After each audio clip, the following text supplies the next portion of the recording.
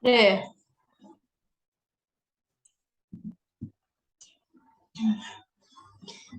Oke, Assalamualaikum warahmatullahi wabarakatuh. Selamat siang teman-teman semuanya. Selamat siang Dr. Ririn selaku dosen pengampu mata kuliah Manajemen Pemasaran Syariah. Di sini kami dari kelompok 12 akan mempresentasikan mengenai pemasaran internasional. Oke, sesuai pepatah tak lama kata sayang, maka di sini kami dari kelompok 12 akan memperkenalkan diri. Yang pertama adalah Sinta Nur Hakiki dengan NIM akhir 148, ada Izdihar Rahma Zahra dengan NIM akhir 146, ada Konia Rifdi Kinaya dengan NIM akhir 150, dan ada saya sendiri Nalinda Salafi dengan NIM akhiran 101. Untuk selanjutnya yaitu materi pertama yaitu pemasaran global yang akan dipaparkan oleh teman saya. Waktu dan layar kami persilakan. Baik, untuk selanjutnya itu ada pemasaran global. Menurut menurut Philip Kotler dan Kevin Lane Keller, pemasaran global ini adalah suatu proses untuk mengutamakan sumber daya manusia, aset fisik, uang, dan tujuan dari suatu perusahaan untuk memperoleh dan mengambil tindakan atas adanya ancaman pasar global. Selanjutnya,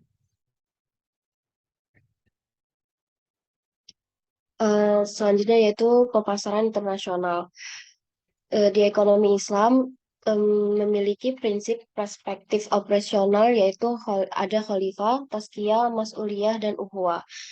Dalam prinsip Islam ini tentu saja berbeda dengan sistem kapitalis yang menganut prinsip to kill or to kill yang berarti seorang kelompok hanya mementingkan kelompoknya atau individu masing-masing. Next.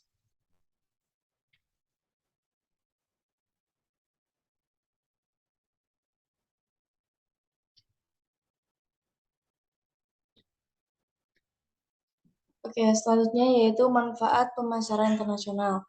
Yang pertama yaitu membantu pertumbuhan ekonomi.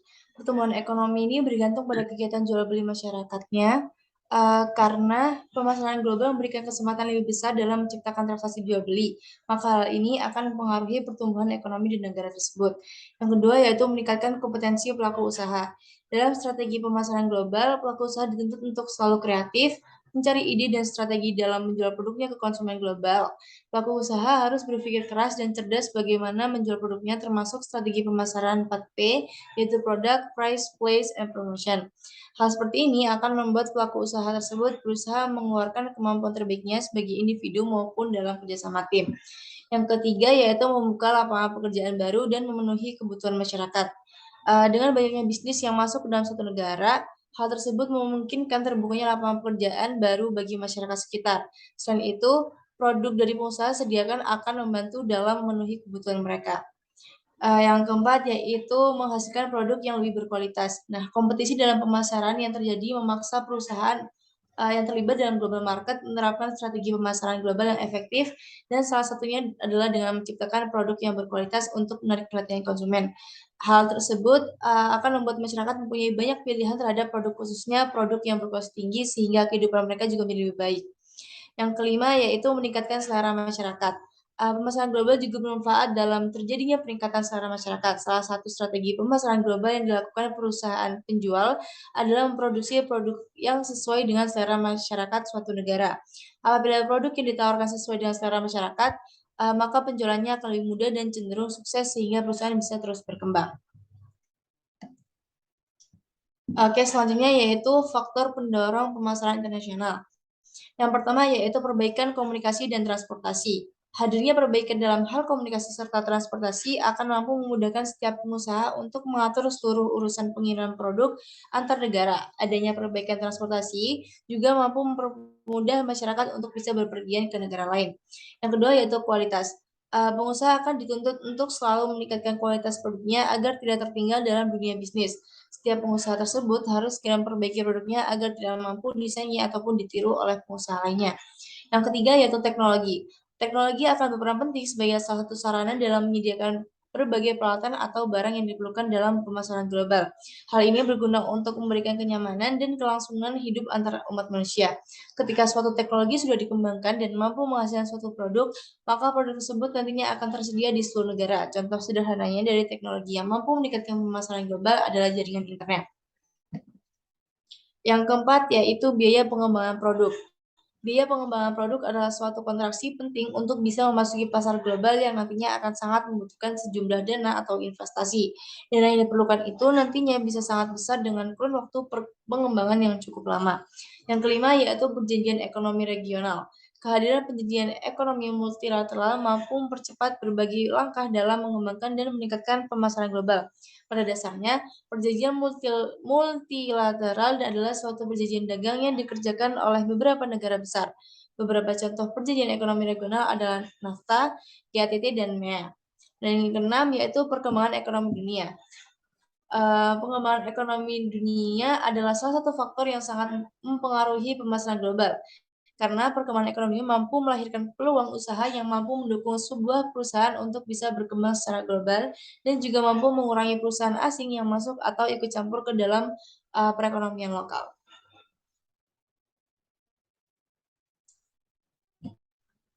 Baik, selanjutnya ada international marketing culture atau budaya dalam marketing internasional. Bisa di next.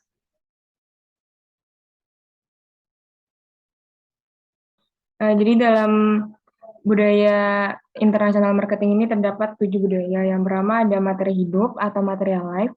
Komponen utama dari kebudayaan adalah aspek materialnya. Kehidupan material terutama mengacu pada teknologi yang digunakan untuk memproduksi, mendistribusikan, dan mengkonsumsi barang dan jasa dalam masyarakat. Perbedaan dalam lingkungan material menjelaskan mengenai perbedaan dalam tingkat dan jenis permintaan barang konsumsi. Nah, untuk menjembatani perbedaan materi lingkungan hidup, pemasar sering dipaksa untuk beradaptasi terhadap penawaran produk mereka. Misalnya industri minuman ringan. Banyak negara di luar Amerika Serikat itu memiliki toko-toko yang ukuran raknya sangat terbatas dan lemari es dengan kapasitas yang jauh lebih kecil dibandingkan dengan Amerika Serikat. Nah, akibatnya minuman ringan kecil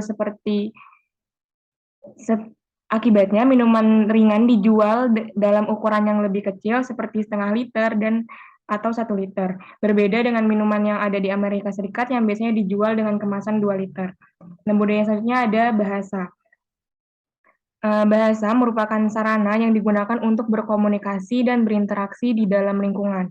Dua aspek bahasa menjadi dasar bagi pemasaran internasional, yaitu yang pertama ada penggunaan bahasa sebagai alat komunikasi dalam budaya, dan yang kedua keragaman besar bahasa di seluruh dunia. Bisa di next.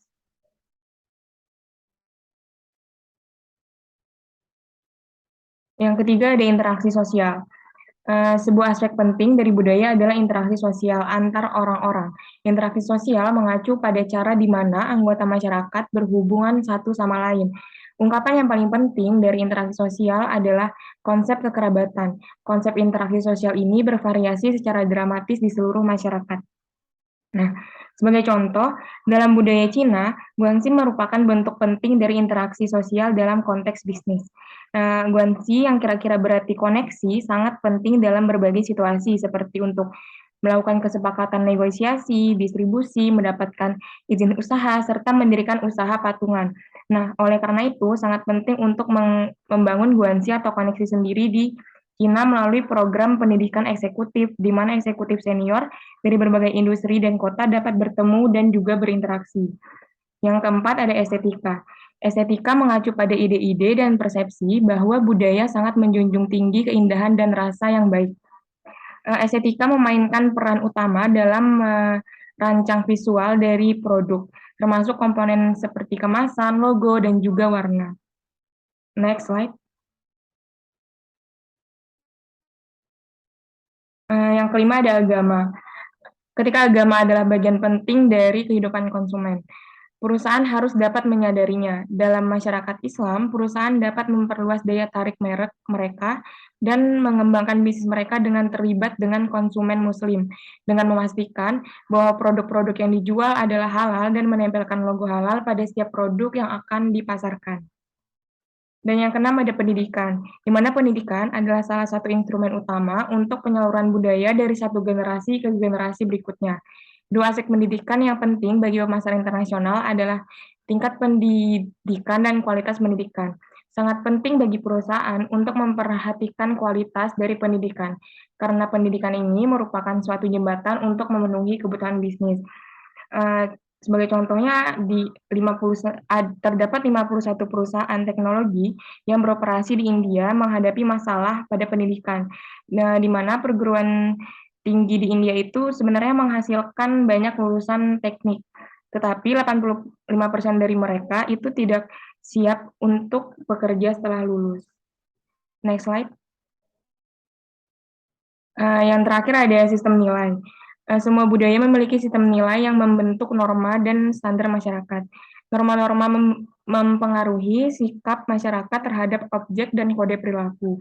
Dari sudut pandang pemasaran internasional, sistem nilai masyarakat memiliki kedudukan yang sangat penting. Sikap lokal terhadap budaya asing akan mendorong posisi produk dan keputusan dalam melakukan desain produk.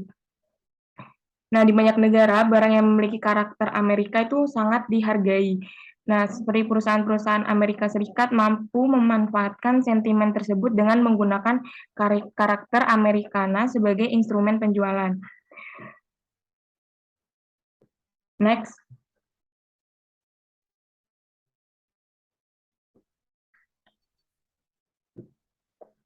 Untuk selanjutnya yaitu tentang pemasaran internasional dalam perspektif Islam. Jadi pasar global sektor ekonomi dan keuangan syariah ini terus berkembang seiring bertumbuhnya jumlah kaum muslim di dunia.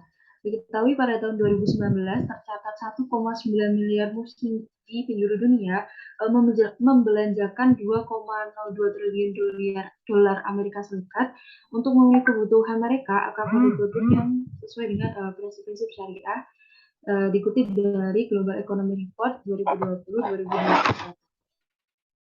Kemudian negara dengan masyarakat non-muslim pun juga mulai tertarik mendirikan sistem perekonomian Islam.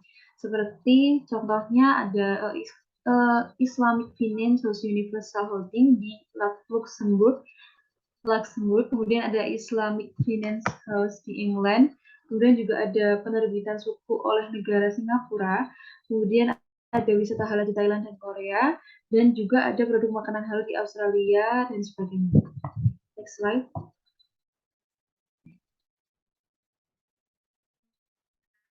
Jadi bisa diketahui dengan adanya perkembangan ekonomi Islam global, Indonesia juga mempunyai peluang yang perlu dioptimalkan dengan mengembangkan ekonomi syariah di tanah air dan membuka akses pemasaran produk halal di Indonesia di pasar global. Kemudian ada juga terdapat 4 hal penting yang perlu dilakukan di Indonesia agar Indonesia ini tidak sekedar menjadi pasar, akan tetapi menjadi pesaing yang kompetitif di tingkat global atau internasional. Next slide. Jadi keempat hal tersebut, yang pertama yaitu dengan mempercepat dan mengakselerasi sertifikat halal agar lebih diterima konsumen dalam maupun luar negeri. Yang kedua yaitu dengan membangun ekosistem halal value chain (HFC) melalui integrasi antar unit-unit di segala sektor usaha. Kemudian ada juga pengembangan HVC dilakukan secara end-to-end dan juga hasil dari produk tidak sekedar untuk memenuhi kebutuhan dari dalam negeri saja, akan tetapi juga untuk diekspor. Dan yang ketiga yaitu pengembangan produk halal yang kompetitif meliputi segala sektor dari sektor pangan, fashion, wisata, kosmetik, farmasi, serta energi terbarukan. Dan yang terakhir yaitu dengan menggunakan sistem produksi hingga pemasaran yang bersifat end-to-end. Next slide. Kemudian akan saya kembalikan kepada moderator. Baik, sekian dari presentasi kelompok 12. Kurang lebihnya mohon maaf, dan apabila teman-teman ada pertanyaan, silakan raise hand dan memaparkan pertanyaannya. Terima kasih. Wassalamualaikum warahmatullahi wabarakatuh.